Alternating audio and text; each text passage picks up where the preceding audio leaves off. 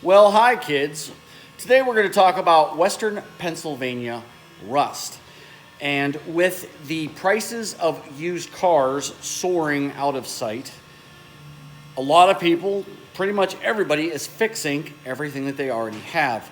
In the shop today, I have a 2010 Mercedes Benz GLK 350. It is the little wagon from them. Fantastic little car. They last forever. They run well. Performance-wise, they're good. Even fuel efficiency, they're quite decent. However, Western Pennsylvania loves to destroy cars from the ground up. This is a new one for me, for Mercedes anyway. I see a ton of other Chrysler products, the Jeep Patriot, pretty much anything Jeep. Subframes are being replaced daily. Let's go over this one and I'll show you what I found. So the GLK, ta-da, right?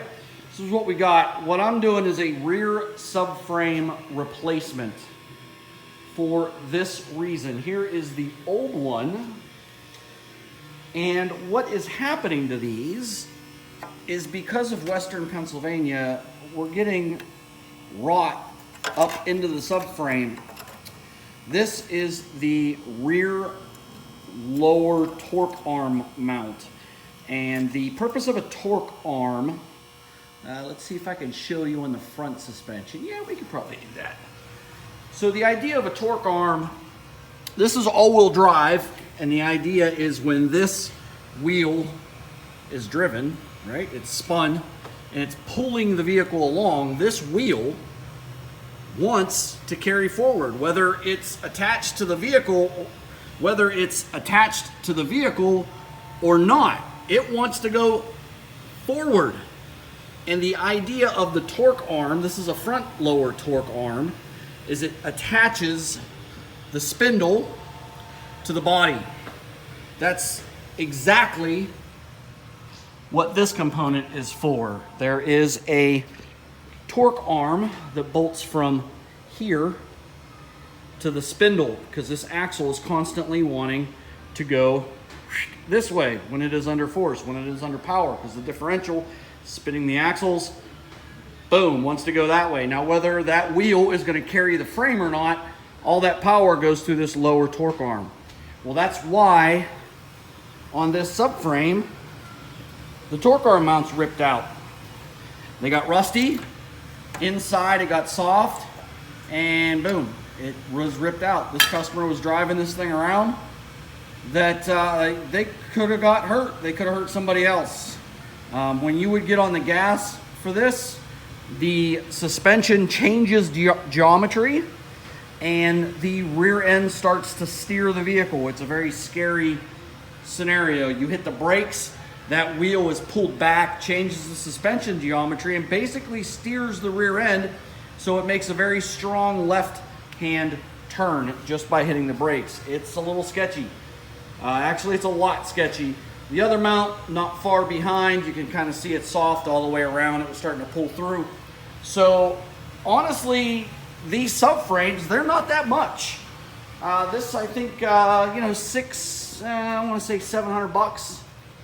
Something like that. There's your part number for 2010 GLK 350s. The devil is in the details, though, and that's the problem. Anything that is that rusty on the inside is not going to come apart very easily. I've used a lot of heat. I've used a lot of degreaser and lubricant.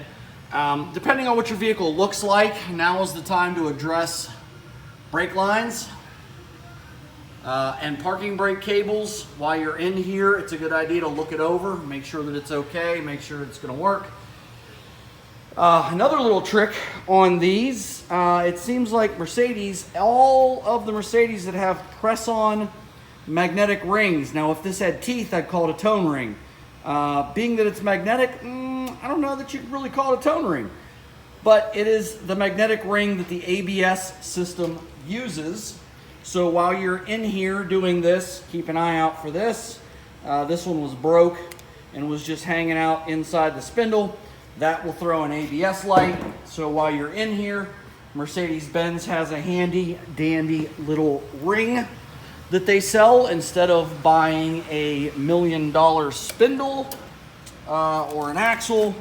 This is the part number for the ring. All you do is wire brush that axle, clean it up real nice, and that magnetic ring presses on. I use a soft hammer, just kind of tap, tap, tap-a-roo, and put her back on. Now what that'll do is that'll allow that ABS system to work now, because the sensor will now see rotation from this axle, and the ABS light will go out. It will start to work again.